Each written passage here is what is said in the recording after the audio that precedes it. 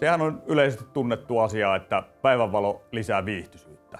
Mutta näitä hyötyjä on tutkittu tarkemmin ja on todettu, että keskittymiskyky ja mieliala paranee, kun päivänvalo lisääntyy. Esimerkiksi kouluissa ja työpaikalla saadaan näin tuotua lisää tehokkuutta ja tuottavuutta.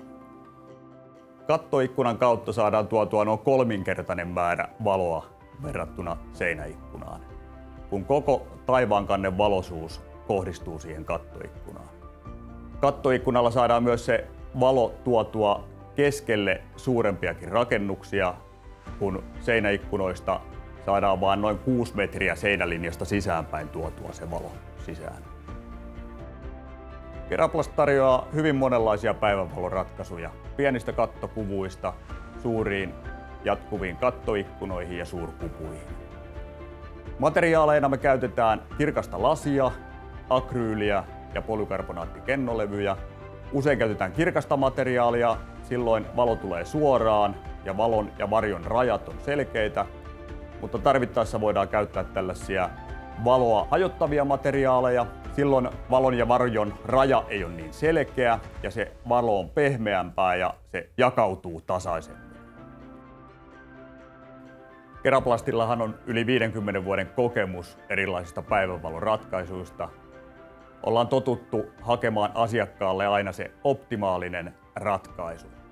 Mielellään autetaan suunnittelijoita ja arkkitehtejä yhdessä hakemaan oikeat materiaalit ja kokonaisratkaisu sopivaksi. Jatkuvat kattoikkunat on malliltaan kahdenlaisia, on niin sanottuja kaarevamallisia ja harjamallisia. Jatkuvat kattoikkunat sijoittuu yleensä keskelle rakennusta. Niistä päästään tekemään hyvin pitkiä rakennelmia.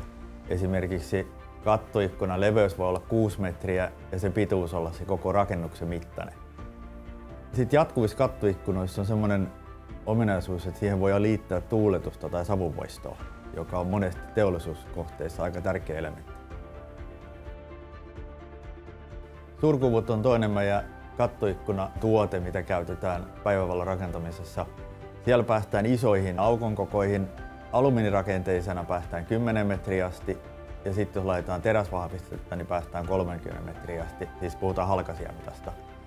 Ja ne on arkkitehtuurisesti hyvin näyttäviä yleensä ne kohteet ja suunnittelijat ja arkkitehdit hakee nimenomaan sitä näyttävyyttä.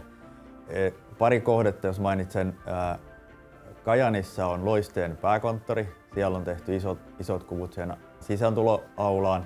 Suurkuvuista meillä on kohteena Laitilan vesitorni, jossa haluttiin nimenomaan säilyttää se näkyvyys taivaalle ja mahdollisuus katsella tähtiä.